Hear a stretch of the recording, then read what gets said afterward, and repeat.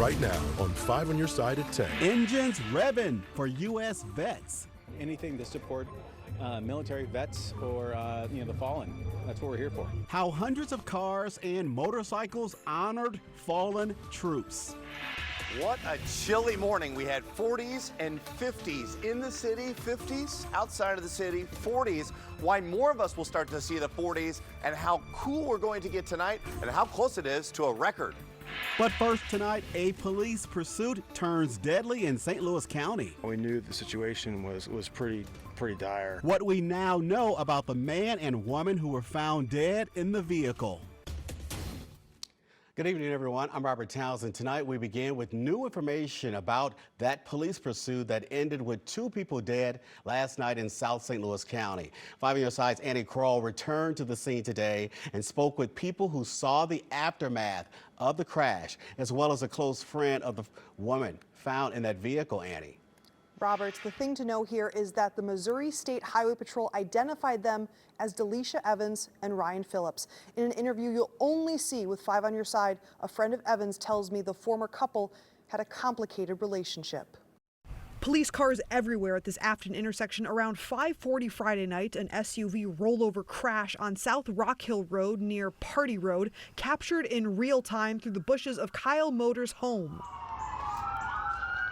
We saw cops with shields coming out. We knew the situation was pretty dire. Troopers began a pursuit eastbound on Interstate 44 after the driver refused to pull over. The SUV exited onto South Elm Avenue and continued to South Rock Hill Road, where neighbors said they saw a gun lying on the ground next to the car after the suspect fired at police. Motor heard 10 to 15 shots and saw a car flipped over. I heard the gunshots, and then we got down and knew that it was not a usual scene for this area. It's a story that starts all the way back in November of last year near Dallas, Texas. Delisha Evans, known as Dee Dee, started dating Ryan Phillips, both from St. Louis. Friend Salome Momo said she'd had issues with him in the past. On multiple occasions, he told her that he would kill her.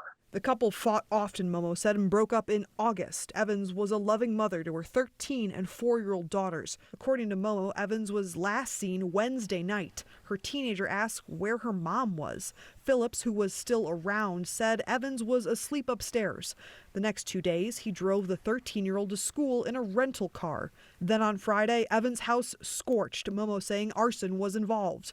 Police in Princeton, Texas activated a critical missing person alert Friday morning, saying Phillips was the primary suspect in Evans' disappearance. License plate readers helped locate Phillips' SUV in St. Louis County, which initiated the pursuit. The understanding of is that she was already not alive when she was in the car. If she could say anything to Phillips, he took someone's daughter, someone's friend, someone's mother. Selfishly, we'll never get a why. We'll never get to a place of understanding. If you or someone you know are experiencing a domestic violence situation, Momo asks that you speak up and reach out for help before it comes to this worst case scenario. You can find more resources to organizations that help victims on our website at KSDK.com. Right now, we're following a developing story out of Kentucky. Police responding to an active shooting today along a busy highway that left multiple people shot. For hours, authorities closed off I-75 near US 25. That's not far from the town of London, Kentucky. The mayor of London said 7 people were hurt, but not all of them wounded by gunfire. Some were hurt in a car crash. Right now, no deaths have been reported. Currently, they do have a individual that they are looking for, Joseph Couch. We do know that that is the person that's involved. They located the vehicle there, so that's who they were able to get the name from that. Police are still looking for the suspect. Police say that man should be considered armed and dangerous. We'll keep you up to date on the latest from this story and more on air and online, and of course on the 5+ app. Tonight, a petition that would restore abortion rights in Missouri may no longer appear on the November ballot. Last night, a Cole County Circuit Court judge ruled the language in a proposed measure does not meet legal requirements to be on the ballot. However, the judge did stop short of taking it off entirely, allowing pro-abortion groups to file a last-minute appeal before Tuesday when ballots are printed. Missourians for Constitutional Freedom is appealing the decision in hopes the issue will be on the ballot just in time for the November 5th election. Now, a spokesperson for the group says, quote, the court's decision to block Amendment 3 from appearing on the ballot is a profound injustice to the initiative petition process and undermines the rights of the 380,000 Missourians who signed our petition. The Thomas More Society, the Catholic group that filed the lawsuit, says it believes the issue will be removed from the ballot. Mary Catherine Martin, the lead attorney for the group, said, quote, the court's favorable decision relies on only the most glaring decision among a range of consequences hidden by the drafters of Amendment 3. One thing that will be on the ballot, legalized sports betting. Yesterday, a different Cole County judge rejected an attempt to invalidate the initiative petition. Under the proposal, the state would tax all bets at 10% and set aside $5 million to prevent gambling addiction, and the rest of the money would go to schools. Today, riding to remember. Cars and motorcycles made the trek from Festus to Truesdale, all to honor military members who made the ultimate sacrifice. 5 on your side's Mercedes McKay caught up with the group in the middle of their journey in St. Charles. Marine Corps Corporal Dagan Page. Going name by name, Mark Schmitz listed out the 13 soldiers who were killed in 2021 during America's withdrawal from Afghanistan. And our beloved. One being his own son. Hometown hero, Marine Lance Corporal Jared Schmitz. That name is the whole reason hundreds gathered in Festus, coming together to honor those 13 with an inaugural memorial ride. They always say you have to die twice to be forgotten, and that's to have your name never spoken again. We're going to see to it that these 13 names in particular are never forgotten. Driving a total of 80 miles from Festus to St. Charles, ending in Truesdale. Hundreds of bikes and cars taking over 70 with one main mission. To make sure that people recognize that men and women give their lives for this country every day. And sometimes it just feels really senseless in the way that it happens. But man, this freedom, like we always say, freedom's not free. All the proceeds from Saturday's charity ride will go to the Schmitz family's nonprofit, the Freedom 13. Our mission is to build retreat centers around the U.S., starting here locally in Missouri for the first camp. Acting as an Airbnb, these retreat centers would be free to veterans and their families, serving as a way to disconnect and recharge. I think it's going to be therapeutic for all, and it's something that these veterans definitely need. Ensuring the 13 on this bus are never forgotten. We do feel like we're carrying Jared's torch, like we were called to do something bigger than ourselves. The miles serve as a reminder to honor all of those who didn't make it home. It's an incredible sacrifice that most of us will never understand and most of us will never know. Mercedes McKay, 5 on your side. That's a touching story. Mark Schmidt hopes to make the charity ride an annual event. Now, you can learn more about the Freedom 13 right now. Just go to KSDK.com and look under the As Seen on TV section. The Boeing Starliner back on solid ground. Great to have a successful undock, the orbit and landing of the vehicle. How NASA plans on getting the crew back home, too. Plus a consumer alert, salmonella infected eggs sickening dozens of people, the brand that's now linked to the recall.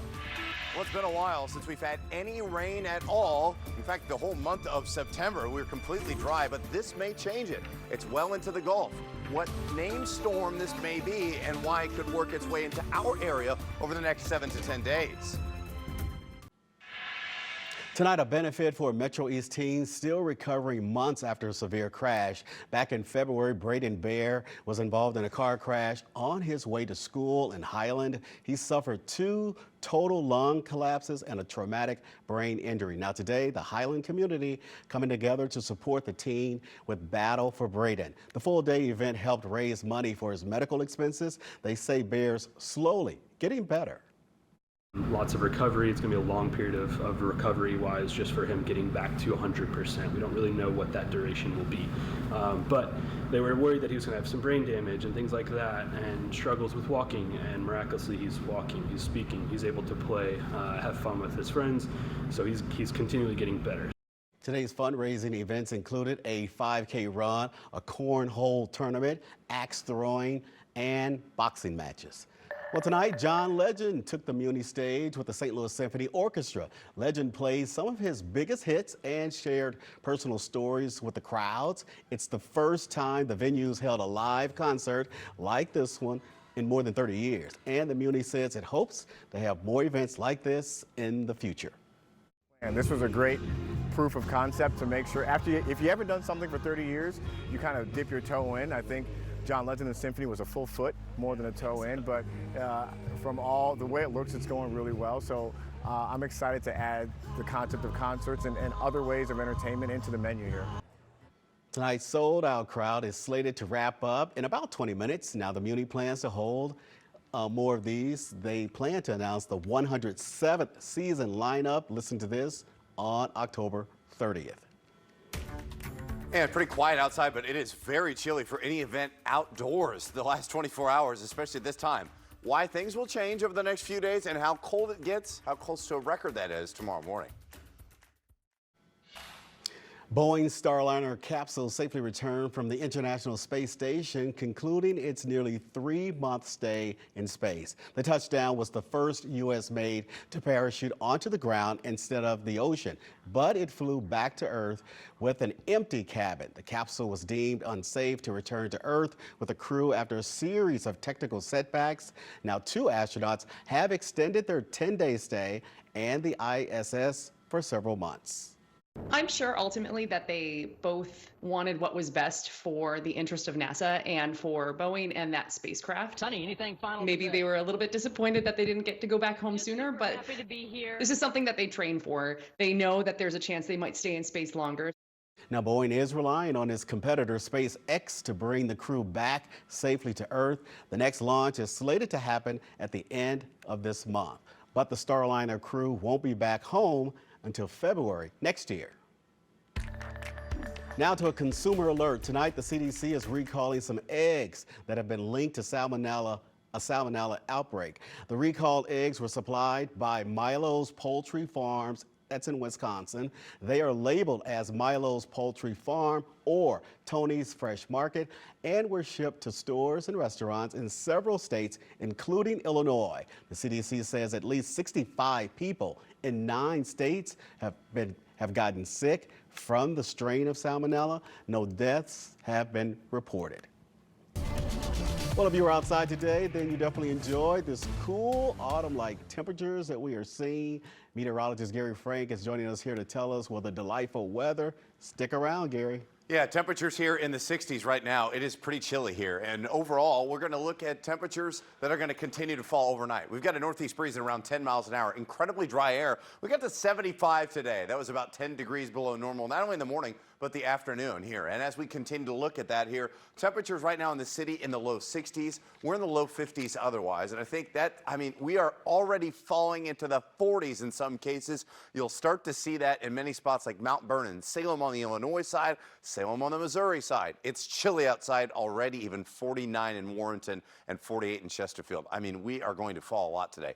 These numbers, low 40s, maybe even a couple of upper 30s tonight. So very, very chilly. I think across the board, low 40s as we continue to fall with light winds, very dry air.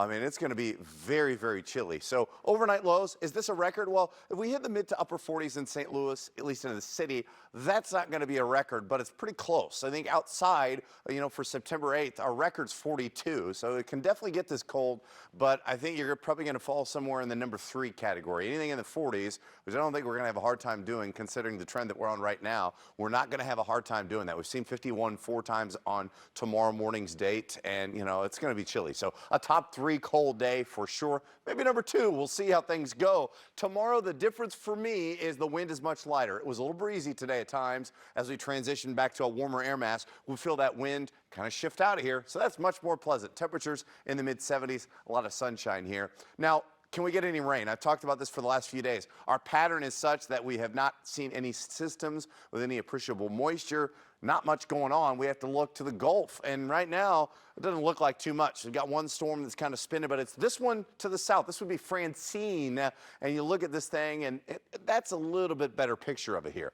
This is where some of the computer models are projecting to move this to the north, and you'll notice as I get to Monday, I get to Tuesday, this thing churns along. It's not even in the United States yet. Now we're starting to talk. They're kind of working their way together.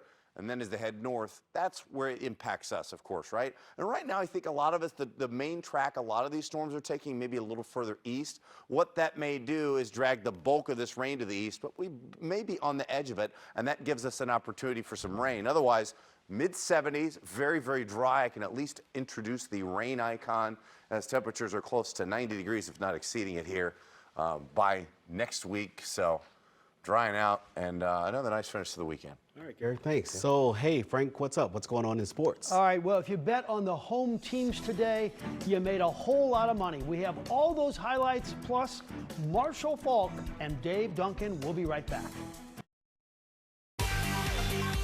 This 5 on Your Side Sports Report is sponsored by Telly Tire and Auto Centers, driving your way since 1942. I realize Mizzou played the Buffalo Bulls and not the Buffalo Bills. Nonetheless, they were dominating for the 2nd consecutive week. We love to show you the Fighting Illini hosting 19th ranked Kansas tonight, and Illinois played some great defense. Xavier Scott with the pick 6 right there. Kansas had one last chance, and the ball was knocked loose, and Illinois beats a ranked opponent for the first time since 2019, the final 23-17.